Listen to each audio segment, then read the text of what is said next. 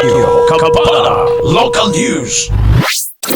Malampuson nga napahigayon ang walang gutom program Food Redemption sa lungsod sa Nunungan sa lalawigan sa Lanao del Norte nga gitambungan sa mga benepisyaryo nga nagikan pa sa nagkadiang barangay sa maong lungsod. Kini nga programa usa ka tanyag sa DSWD Region 10 sa pakigtambayayong sa LGU Nunungan sa tumo nga mahatod ang igo ug masustansya nga mga pagkaon ngadto sa mga pamilya nga labing nanginahanglan. Usa ka lakang kini padulong sa mas himsog ug maayong kaugmaon sa matag pamilya sa lungsod sa Nunungan. Dako usab ang pagpasalamat sa DSWD ngadto kang Mayor Alia Mamay ug Vice Mayor Marcos Mamay sa ilang padayon nga suporta ug pagpakabana sa malampusong pagpatuman sa mga programa sa ahensya para sa lungsod. Samtang kinasing-kasing nga nagpasalamat ang LGU Nunungan ngadto kang MSWDO Corazon Lauron Villondo sa iyang walay puas sa pagpaningkamot ug dedikasyon sa pagpatuman sa mga programa gikan sa maong ahensya. Mapasalamaton usab ang mga nakabenepisyaryo sa maong programa ngadto sa DSWD og ilabi na sa LGU Nunungan nila Mayor Alia og Vice Mayor Marcos Mamay.